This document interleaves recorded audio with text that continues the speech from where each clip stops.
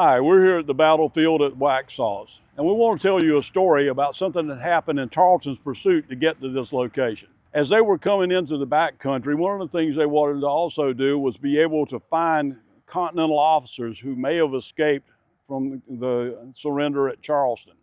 As they were going through a place called Stateburg, not too far away from Camden, actually about 20 miles away, they passed the plantation home of one of those Continental officers. Actually, he was a former Continental officer. This Continental officer had resigned his commission 2 years before in 1778. He'd been part of the expeditions that went down into southern Georgia that didn't pan out too much, may have had malaria. Anyway, he decided that going home and taking care of his farm was a good thing to do. He was at his summer home there at Stateburg. The British were coming. One of his neighbors found his son and said, "You need to go and tell your daddy that the British are coming and they're looking for him." His son Tom went and told him, "Dad, this is what's happening." He gathered his old uniform, he gathered his sword, and he and one of his servants got a pack horse packed, and I think perhaps they hid in the swamp to see what would happen next.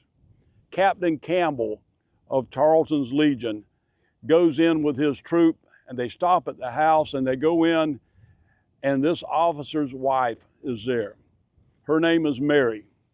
Mary suffered infantile paralysis. She has a withered left arm.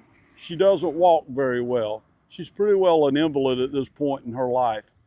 She sits in a wicker chair in her plantation home. They go in, they question her about the whereabouts of her husband, and she doesn't know. They pick her up in that chair and they take her and put her under a shade tree. And she and her 12-year-old son get to watch their house burn. They get access to the smokehouse and they take all the food out of the smokehouse. With the exception, legend has it that one soldier placed a ham under her chair and said, "Ma'am, so you won't be hungry."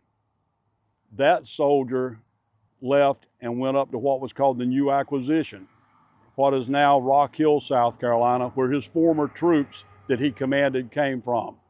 In short order, he was able to raise about 1,000 troops to contest the British in South Carolina. Sometimes you have to pick who your enemies are that you want to upset.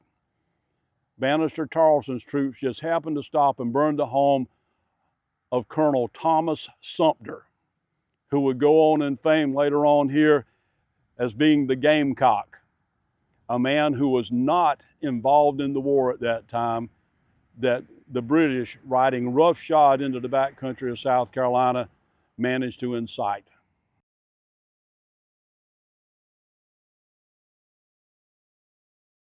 Hello, this is Trace Atkins. Get inspired at battlefields.org.